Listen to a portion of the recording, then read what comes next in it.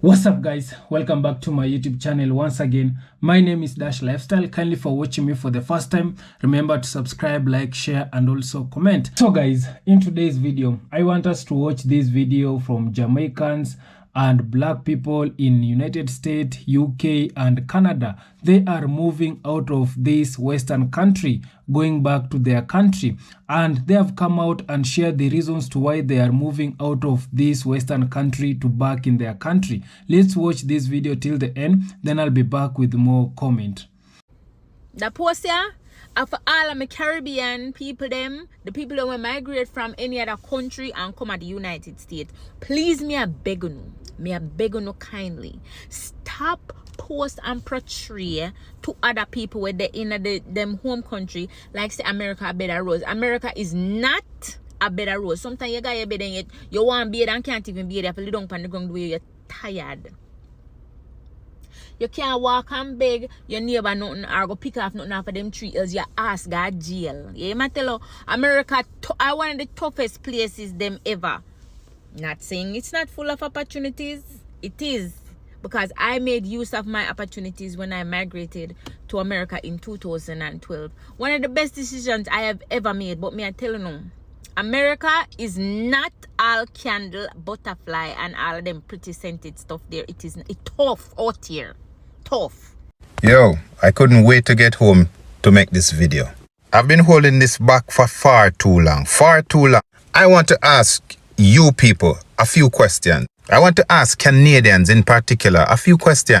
I live here with my family in British Columbia, Canada. The question is, why when my kids go to the playground, why is it that no white children want to play with them?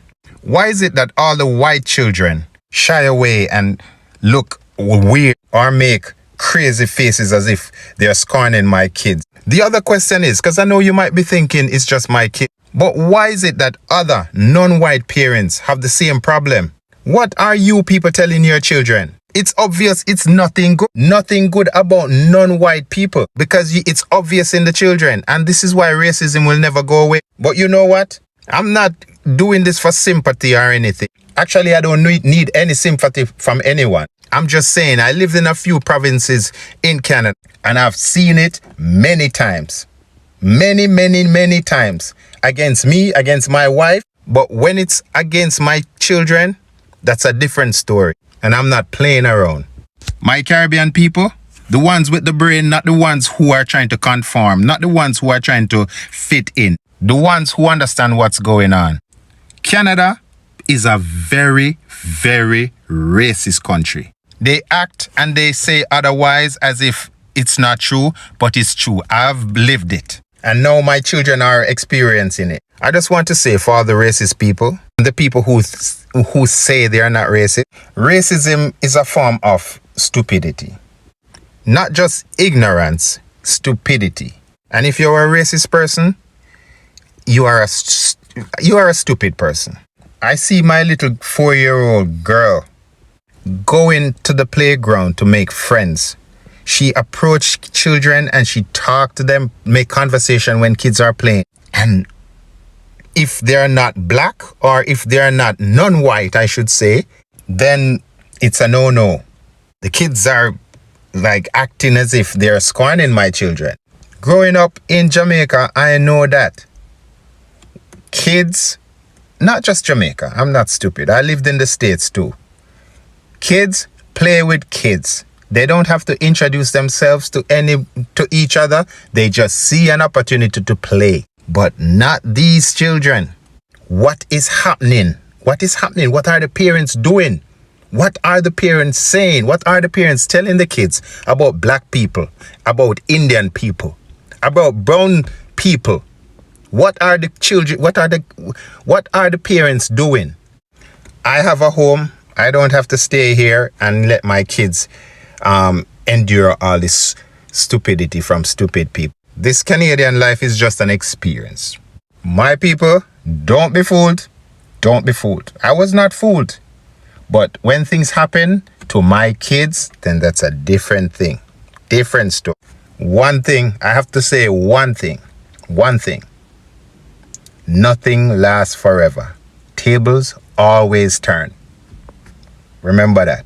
When I tell you that racism right now in America, it's so loud, it's deafening. So I'm currently at work. I was talking to my delivery guy. He came, he dropped off some stuff. We're talking as usual.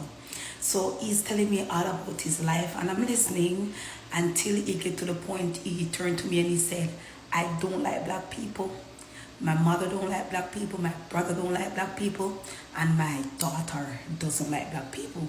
So I'm looking at him like I'm black, you're talking to me, and you always talk to me, and you always hang around like for an hour, half an hour talking to me. So I'm waiting for him to catch up, right? Because you're talking to me and I'm black. So I said, you know I'm black, right? If you didn't know, you know I'm black, right? He said, yes, but you're different. I said, how different? I'm black. You look at me, you see, this is as black as it gets. He said, no, you're different. So I'm like, I'm curious. At this point, I'm curious. I'm asking him, why you don't like black people? Have they done something to you? He said, no. So I was like, so they haven't done anything to you, but you hate them. So I said, okay, that sounds like a you problem to me. I said, I've had Latino people that offended me, and I don't go out here and say, oh, I hate Latino people. I've had Caucasian people that has been nasty to me, and I don't go out and say, oh, I hate all Caucasian people. When I'm telling you, and so I asked him before he leave, because he was trying to head out the door once I start talking, and I'm like, just one more question. What made you feel so comfortable to look me in the face as a black woman and tell me that you don't like black people? What was the reason? Like, why did you think I needed that information? He said, no, I don't know. And he walked out, and I was like, bro, some of y'all that are saying you don't eat, that you hate people that you don't know, some of y'all that be saying you hate people that you don't know, you don't like yourselves, period. Hey guys, so I wanted to address the elephant in the room, or rather the elephant on my TikTok page. I posted a video of me like just sitting on the train talking with like the caption that I want to leave Canada back to Jamaica because I'm so unhappy here. And I just wanted to talk about that. I wanted to talk about why I want to leave Canada, basically. I posted another TikTok video after that and I deleted it because I was like, you know what, I just want to talk more about this specific topic because it blew up and I never thought that that video specifically would blow up in the way that it did. It currently has about 33,000 views and over 600 comments of like persons talking about the experience that they have, and I felt very validated. I felt like, oh my god, there's so many other persons that feel exactly the way that I do, and I just want to talk about that. So I'm going to do that while I do my skincare, which is why my face looks so dry. I already washed my face and I'm just going to use my The Ordinary.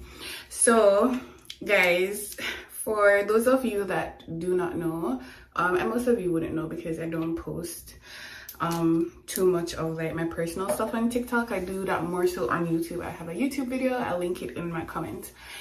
But I came to Canada in August of 2020, like right in the middle of the pandemic, and I have been here in Toronto for almost 3 years. So August this year will be 3 years. So to be honest, I haven't been in Canada for that long, but let me tell you, I want to leave. Like, I want to leave. I am tired of it, and these are the reasons why. So the first thing is that the depression and my mental health has severely declined since moving to Canada. I've never had this issue before in Jamaica, and I believe the reason for that is just because Canada is a big place, so I'm going to talk specifically about Toronto, but it's very lonely here, especially if you made the move by yourself.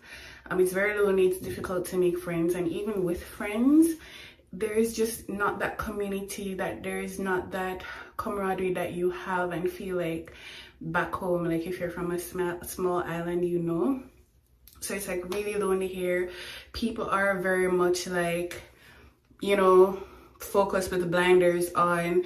They don't really see you, you know. People don't see you. People don't really stop to talk to you on the road. I don't know what it is about North America or just specifically Canada, but it gets very lonely here, and I think for me that was one of the biggest things. The second thing is, before I get into that, I'm going to moisturize with my CeraVe. The second thing is that the weather compiled with the loneliness makes it even harder. And also the weather will exacerbate certain health issues that you know, may have had, but it didn't really manifest itself until, you know, you moved. So 6 months out of the year, it's winter here. The seasonal depression is a real thing, and it's just hard. You're inside all the time. You're not getting vitamin D. You're not getting any sun. And then with the, you know, just the fact that people are really not, you know, close-knit, people don't really talk to you, you don't really have a community here. I feel like you have to be here for years to really develop a community, and you'll never really feel like you belong, if that makes sense, as an immigrant. Like, you're here but you don't really feel like you belong. I feel that sometimes. So the weather, the loneliness, and a very important thing, the cost of living. I kind of feel like, and listen, take everything that I'm saying with a grain of salt. I should have made a disclaimer. This is my experience. This is how I feel. And I don't want anybody coming for me.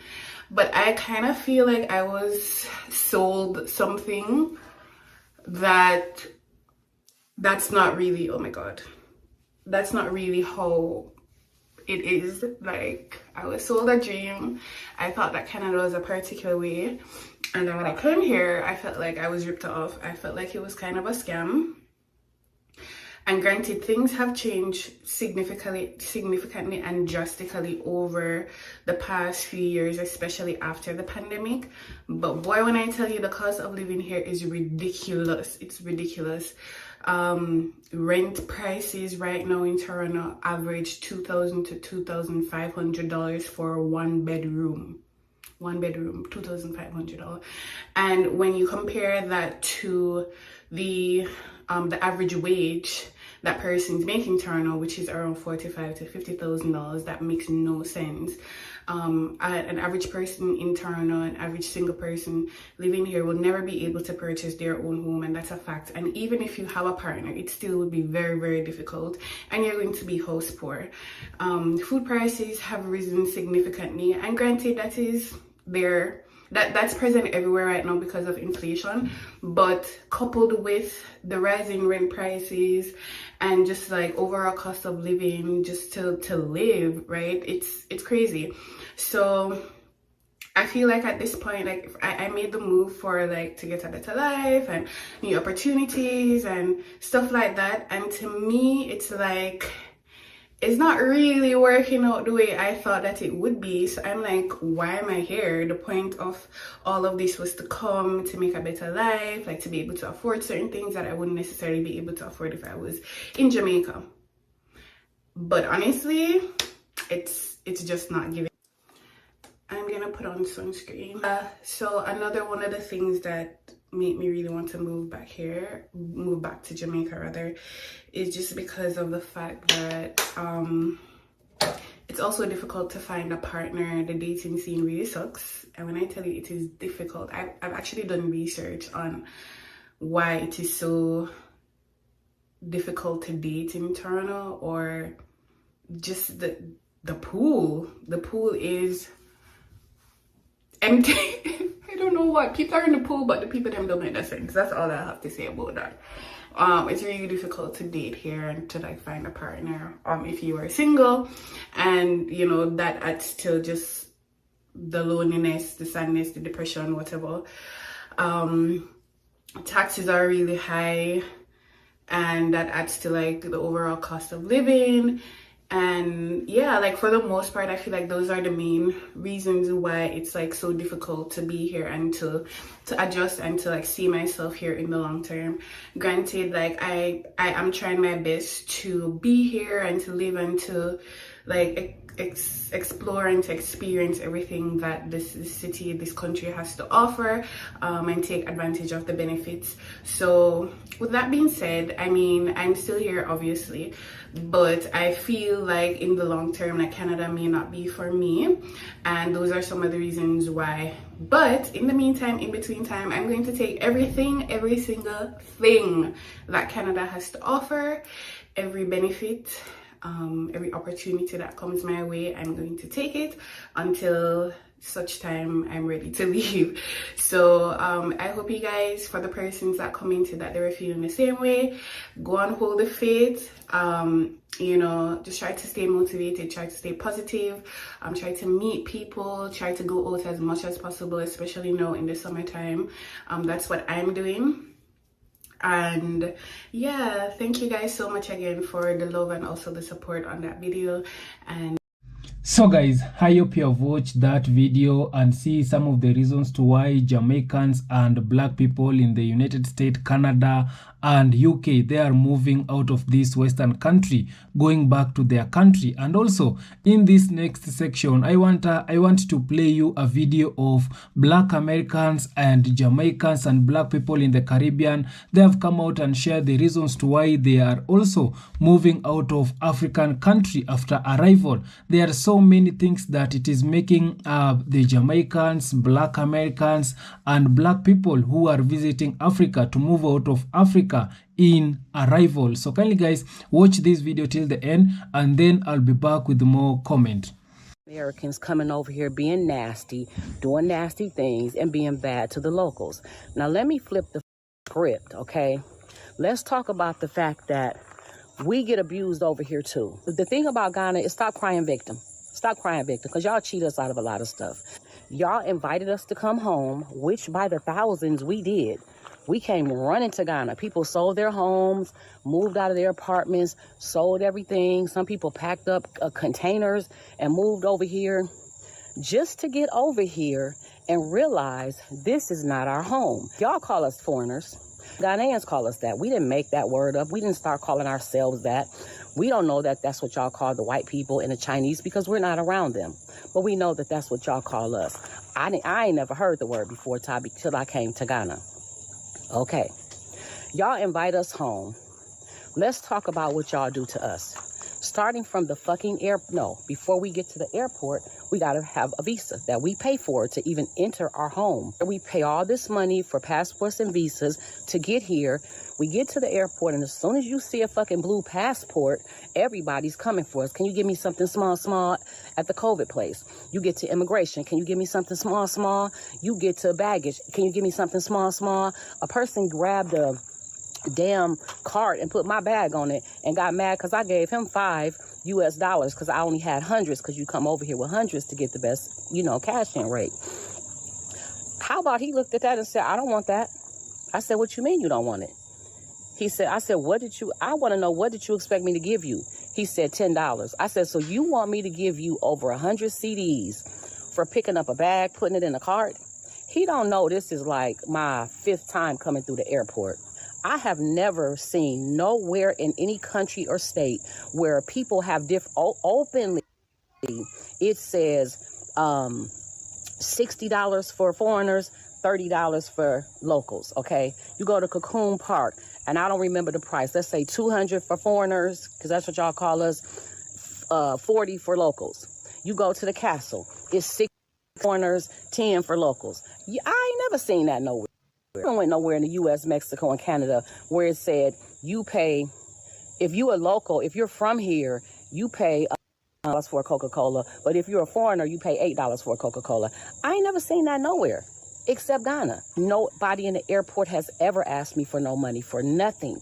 I have only seen that in Ghana. Now let's talk about the fact that y'all welcomed us home and how this process looks to me.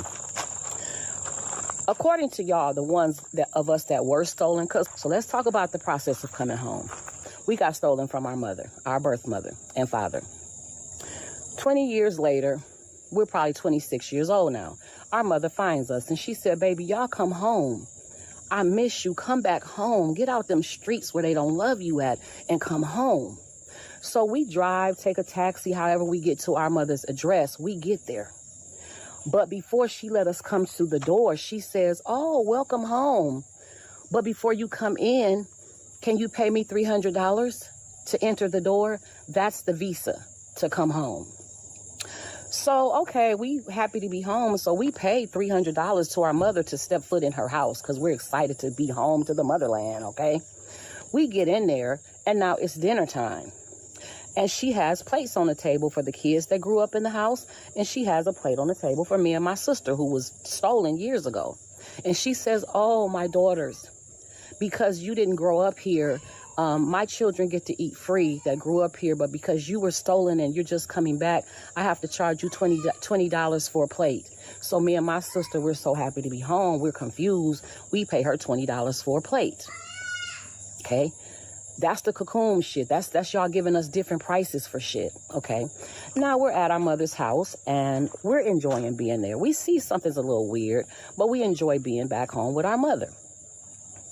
We decide we want to stay. And she goes, oh, you want to stay a little longer? You're going to have to pay me $1,000 every year to stay here. That's the residency. Now we're paying her for residency, even though she invited us home after we were stolen from her. Okay. Now we pay the residency.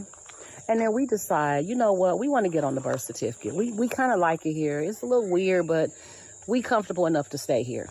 And she tells us, oh, in order for you to stay here, I have to put my name on your birth certificate.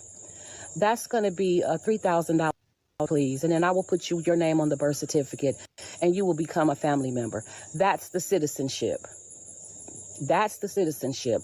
So how are we home if we got to pay y'all? Why aren't the visas free? If this is home, why don't you make this visa free for us? If this is home, why do we have to pay to be a resident? If this is home, why isn't our citizenship automatically given to us? You know, it's okay if you pack up from foreign and go back to your yard. It's okay. It's okay if you've migrated and you decide that this is not working out. I am going back to Jamaica. Nothing is wrong with that. And we need to normalize people doing that instead of staying in a foreign country and suffer. It makes no sense for us to stay in a foreign country if we're not doing well. And doing well doesn't necessarily mean that you have a house, you have a car, you have a good job. Doing well also means that you're not coping mentally. You're just not happy. It doesn't matter what you do. It doesn't matter who you're around. You're not happy. Now, the other day, somebody told me that, somebody that we both know, that person decided to go back home. And I said, good for her. Good for her. Because if you're really not happy here, if you're not getting the kind of job that you want, you come to Canada and you just realize it doesn't matter what you try. It doesn't matter what kind of qualifications you have. You've gotten certified here in Canada. You have your qualification from back home in Jamaica. Listen, sometimes we have master's degrees and we can't get a good job over here. If you realize that you're not getting back to the status after 4 years, 5 years, the kind of lifestyle that you used to live in Jamaica, you're not able to do that in Canada or the United States, go back home. A lot of us come here and we leave house, we leave car, we left good jobs. Our kids were in private schools, the best of the best in Jamaica. And we come here and we're just not getting that standard of living. Even though you might have a job, you might, be able to buy a house, but that standard of living that you had in Jamaica, that good job that made you feel like, oh, you're actually meeting your targets and meeting your goals in terms of, your career. You have to start all over from scratch. And sometimes even after 4 or 5 years, you're still not there. Let's normalize saying, you know what? There's no shame in it. I'm going to pack up and I'm going to go back to my home country because this is not working out. It's okay. There's no shame in it. Pack up and just go back home. Nothing wrong with it. Let's go pack up and come back home. The first thing that I didn't like is the immigration process. When I went to Tanzania, I already imprinted in my brain that you're allowed to, from the research that I've done, that you're allowed to have 3 months there and then get extensions, which is a 30-day extension. It's supposed to be 2 30-day extensions for free. But once I got to the immigration, they had us wait there for 5 hours after telling us they could give us that time period, and we only got 2 weeks. After waiting 5 hours, we got a 2-week extension. So I had to maneuver myself from there, and it was just not pretty for me. I left the immigration office like literally in tears, because I was just like, it's just this, I pick up on vibrations and energy, and it's just like the immigration people just felt like they don't want me here. You know, for whatever reason, whatever judgment they had of me, I don't think they want us as expats there.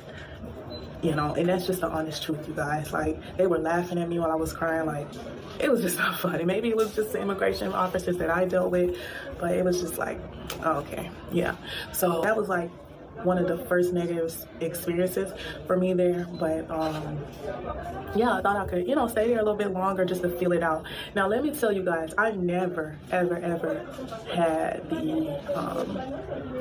I had no expectations with coming to Africa. Like I told you guys, I had plans to move to Ghana. They changed their rules. I don't like how their president moves. So I decided to come over to go to Tanzania. Yeah, the immigration, like to have to leave every 3 months. I know this before going to Tanzania because it's everywhere, it's listed everywhere. But what I didn't take into was the expense that it would be to travel from country to country. I thought maybe it would be a little bit cheaper, but clearly it wasn't. I just never fit in, and I've been me all my life. This is me, and I'm always changing and growing, but who I am at the core, I can't change. So if I can't vibe with the culture and I feel judged by the culture half the time, it's just not gonna work long term for me. So that's one of the bigger reasons why I left too. Most of the expats were couples or males.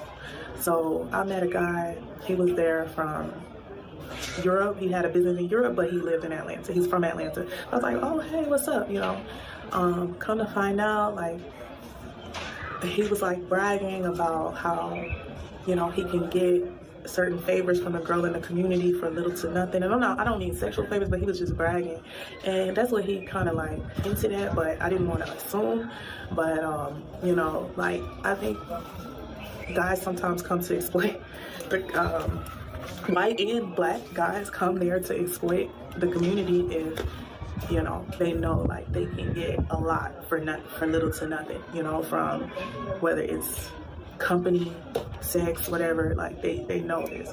So they go there to sometimes exploit. So being that I met some cool expats that were males too. That right there was like a big, I don't fit, you know, but I want to connect with like-minded people, and I also want to connect with the African culture and the African people, but because there was that language barrier, I couldn't connect with any of the Tanzanian people, and I'm sure that stopped me from meeting a bunch of good people, but I couldn't connect.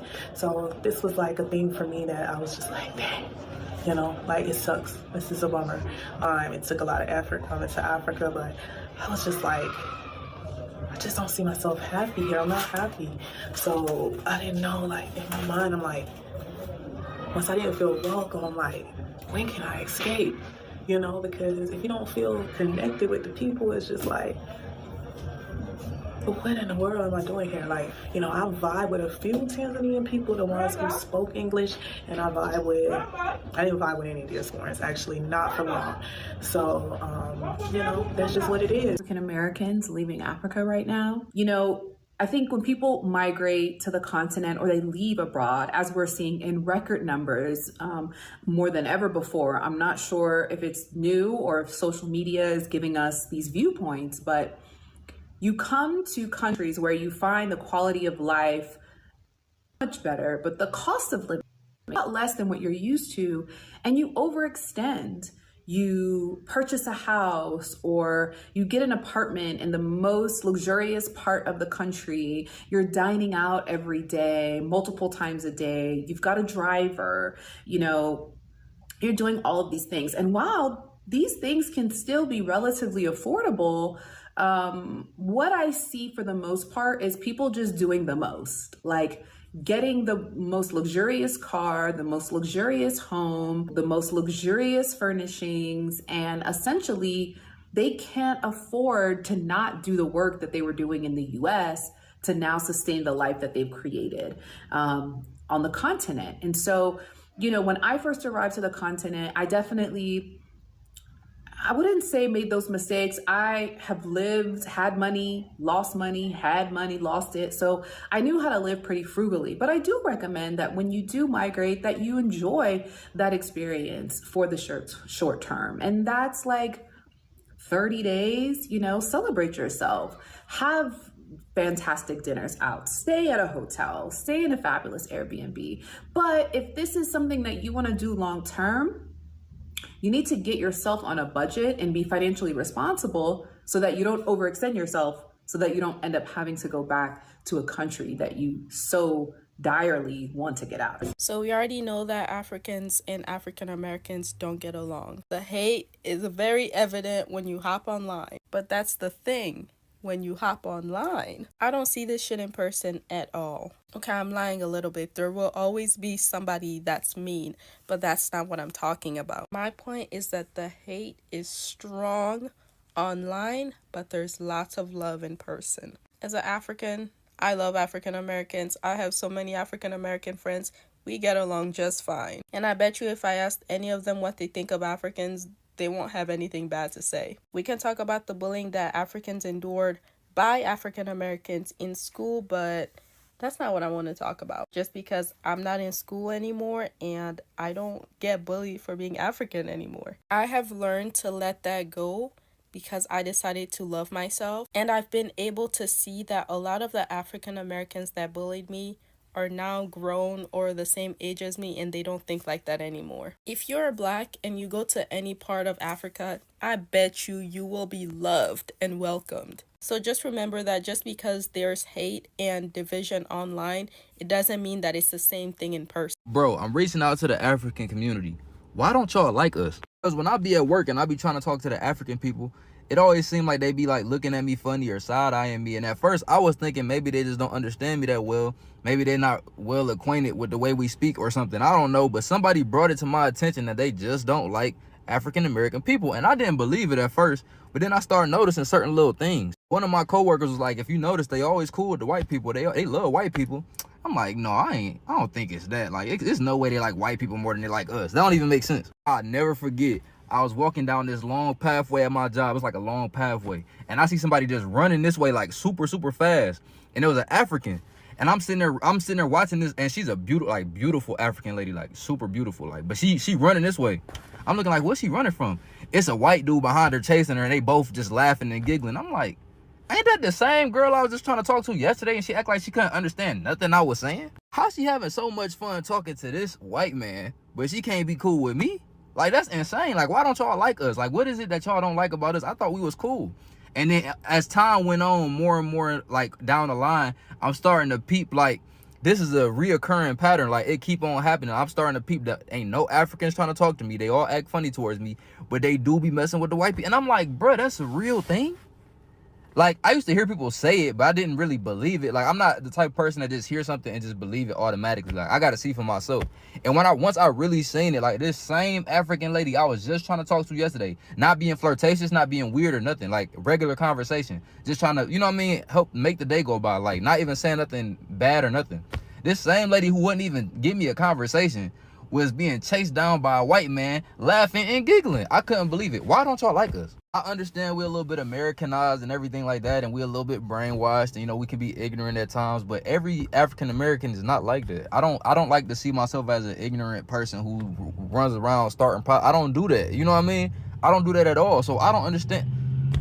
It's very frustrating. I don't even want to talk about it no more, but hey. Guys, I hope you have watched that video and see the reasons to why majority of Black Americans and Jamaicans, they are moving out of Africa. When they are arriving here in Africa, there are so much challenges and so much struggle that these people, they are going through when they are visiting our African country.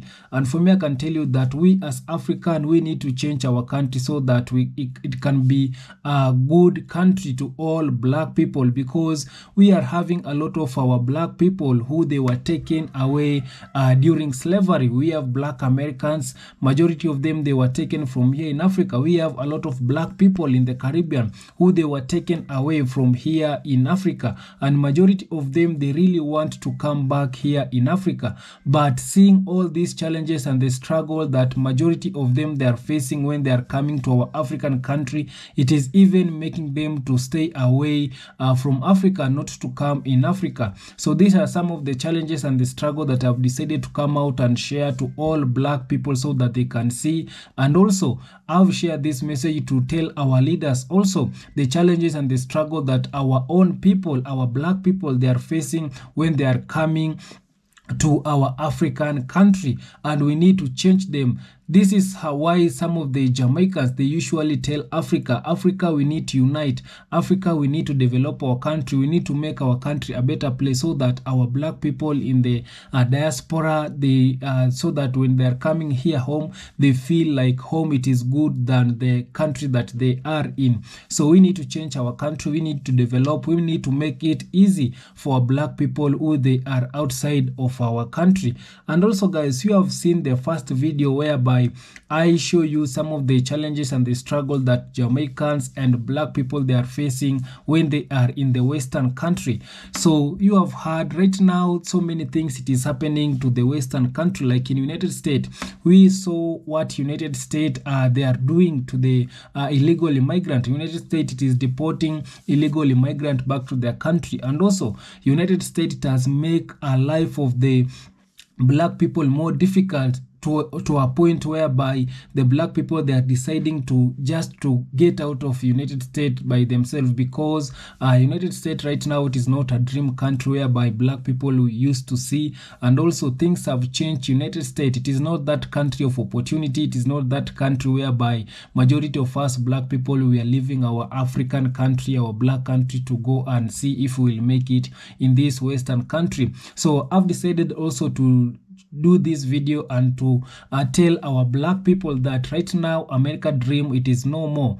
Right now American dream it is no more. And also things have changed in America whereby I know there's a lot of opportunity in America, but right now things have changed. And life it has become more difficult, especially to the black people. Right now they have hiked the price of the housing.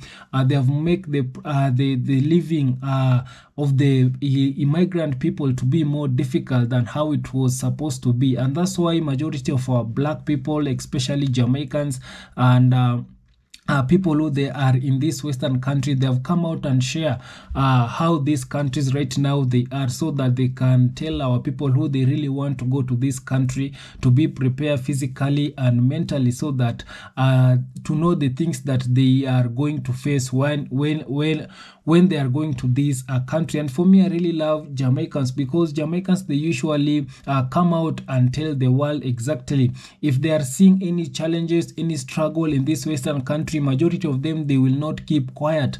They will come out and inform our black people that this and this and this it is going on in this country. You need to prepare yourself before coming to this country. And that's why I really love to share so many videos from Jamaican people who they're coming out and educating us and inform us black people, because these people the media of the Western people they cannot show the challenges and the struggle that the black people they are going through in this in their country. No, that one you cannot see in their media, in their national media. They can't tell you exactly how the black people the challenges and the struggle that black people they are facing in United States. So seeing our black people coming out and informing us through this platform, YouTube, TikToks, it is very useful for us black people to see exactly what it is going on in the Western country. And for me, I can tell you that as far as we black people, we believe in these Western countries, in this money country, that we want to go there and make,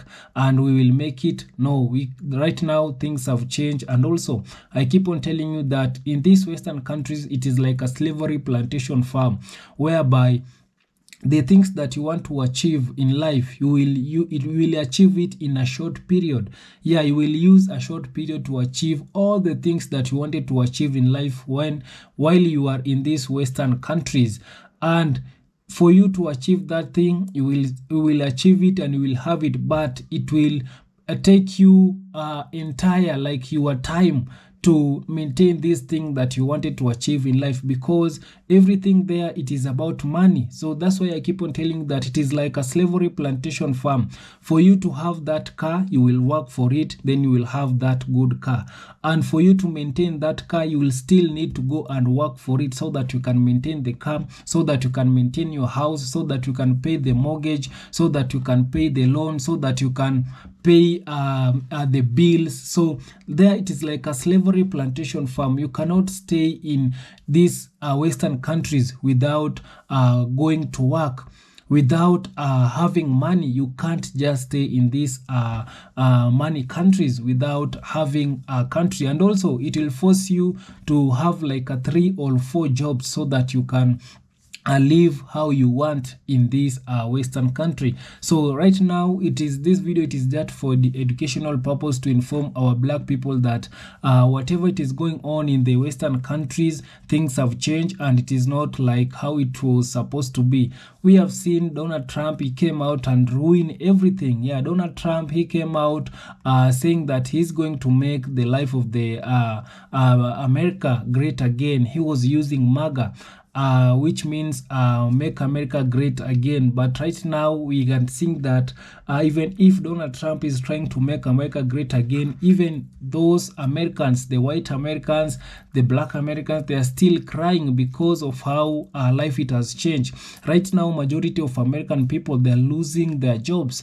They cannot even afford a basic necessities. Right now, people, they cannot even afford basic. You can imagine if Americans themselves, they cannot afford a basic necessity. What about the immigrant people who are coming to look for jobs, who are coming to see if they will get opportunity in their country? So this is tell you that things have changed. We have seen majority of white people coming out crying.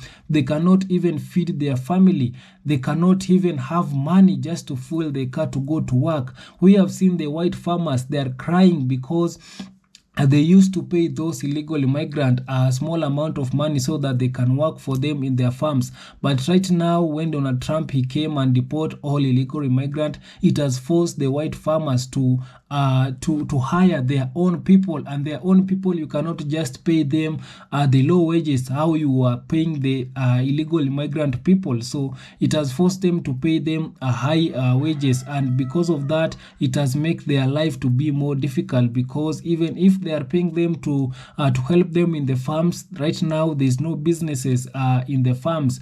Donald Trump, he has ruined the trading tariff. You can see the trading tariff that Donald Trump, he came and imposed in so many countries. So this is tell you that right now Donald Trump is destroying America slowly by slowly. And for me, I don't think if American it will recover from the mess that Donald Trump is doing in America. So for me, I can tell all black people, let's not concentrate with what it is happening in America. Let's come back home, build our country. And also to those black Americans and those Jamaicans people, black people in the Caribbean who they are complaining about the challenges and the struggle which they are facing in Africa, I want to tell you that I know each and every country has a problem, because also here in Africa, first of all, the culture of Africa, we believe that when our people who they are coming from these Western countries, they usually have money. So we are used to go and hike the price to some of these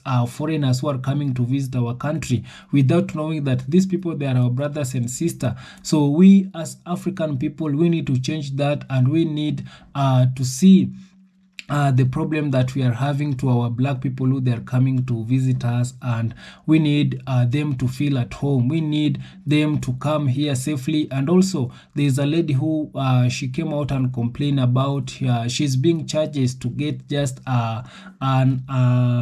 identity or a national card. He wants to be a citizen in one of the African country, but the African country, it is charging them to pay like $3,000. So for me, I can tell you that there's no need for our fellow black people who they were taken forcefully during slavery. When they want to come back and have our citizen, we need to give them free, because these are our brothers and sisters. They want to come back home. You know, these people, they have seen enough in this Western country. You can imagine these people, they are staying in the first world country, but they feel like this is not my country. I need to return back to my country. So they are making every effort to come back here home. But when they are coming here home, we are not treating them very good. We are not welcoming them. So we need to change that, and it will help us black people to unite, and we will come together. So kindly guys, subscribe if you haven't, like this video, share, and also comment. See you in my next one. Bye bye guys.